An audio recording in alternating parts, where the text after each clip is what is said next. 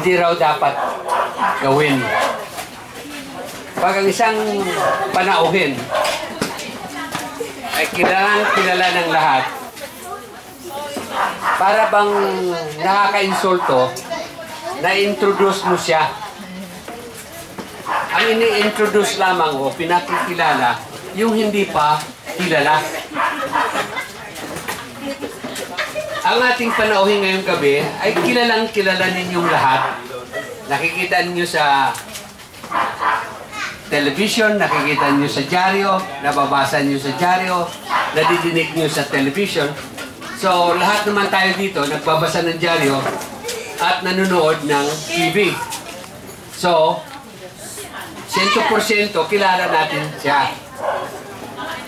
Ngayon, kung ipresenta ko na lang sa inyo naman, baka sabihin nyo na wala naman itong gana-gana ito si Atty. Rubiso.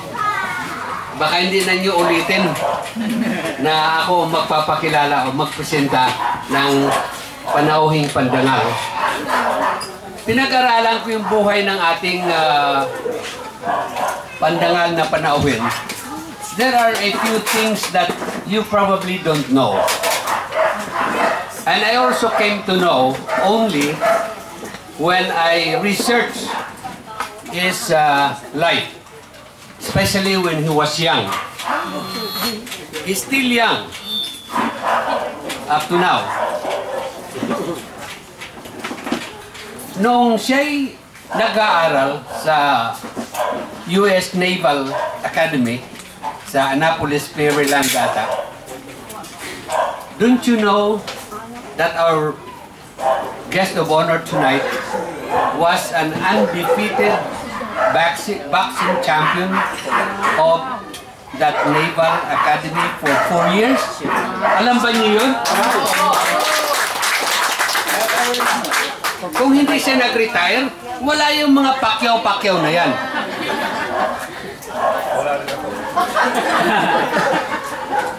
Isa siyang scholar ng gobyerno natin nung siya pinag-aral doon. At while boxing, he was able to maintain his scholarship. Pambihira yun. Kasi kung boxer ka, nabubugbog ang ulo mo. So mahina ang performance mo sa test or sa exam. But siya, he maintained both endeavors with high honors. The first time I heard of him was when he was the Postmaster General. Siya yung boss ng mga kartero sa buong bansa. Hindi siya kartero. Siya yung Postmaster General.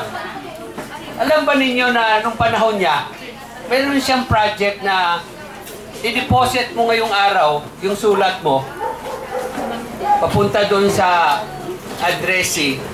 Kinamugahan nandun na yung sulat mo. Ay ngayon, isa o 2 linggo bago makarating doon. Kaya lahat tayo nagpapadala ng sulat o mga mail matters sa pamamagitan ng LBC. At iba pang madali ang panghatid ng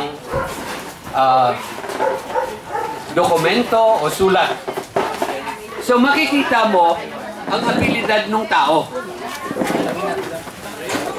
And because of that performance, he was chosen as one of the 10 outstanding young men of the Philippines. Pambihira yun. Na mapili ka sa isa sa mga pinakamagaling na young men ng ating bansa. Sa ating mga senior citizens na dito, most of us, I think, are the so-called members of the senior citizens group. Kasi itong lugar natin ay retirement place ito eh. Ang retirement age natin, 65. Pag 60 ka na, membro ka na ng senior citizens group. Gusto kong ibalita sa inyo na itong panauhin natin pandangal ay co-author siya ng expanded senior citizens benefits. So, yung kanyang pagiging congressman, pinakikinabangan natin, lalo na sa mga taong may edad na kagaya ninyo. Hindi ako kasama.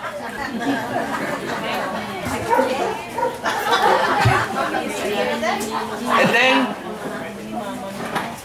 yung mga congresswomen natin, meron silang tinatawag na pork barrel.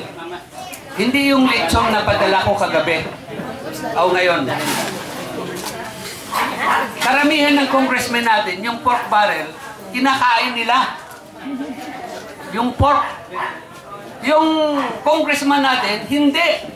Pinagagawa ng mga lugar na magkakaipon-ipon tayo, maglalaro tayo, etc. Ang tawag niya, Coliseum. Mapupuno na ang Parañaque ng Coliseum. Ang lahat ng kanyang nakukuha sa gobyerno natin, napupunta dito sa Coliseum. Hindi niya kinakain. Hindi kagaya ng ibang congressmen that they eat their pork barrel. Kung hindi man, nilalagay sa bulsa.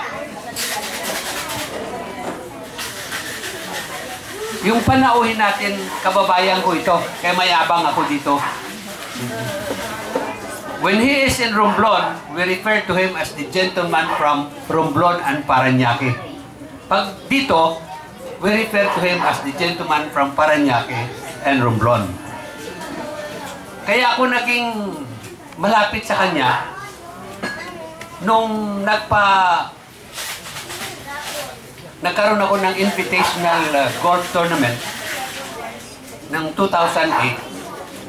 Inimbita ko siya, sabi ko, tulungan mo ako. At yung asosasyon namin na Forward Romblon, magpapa-medical mission sa Romblon.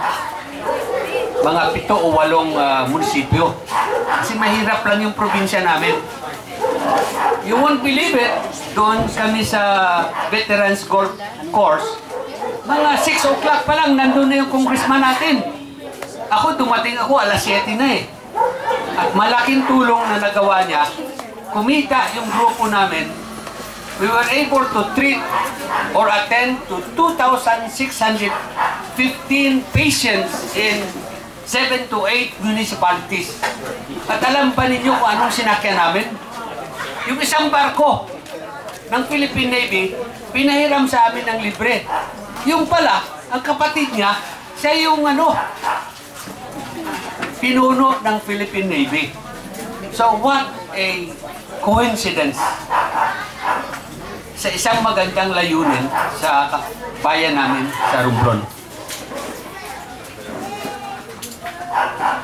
Karangalan kong ipresenta, hindi ipakilala, ang ating congressman dito sa 2nd District ng Parañaque, Congressman Roylo Golis.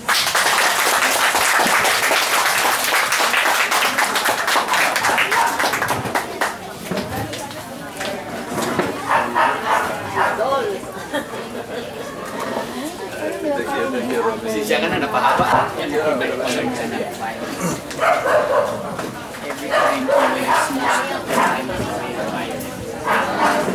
Thank you. Thank you so much, Romy, Attorney Rubiso.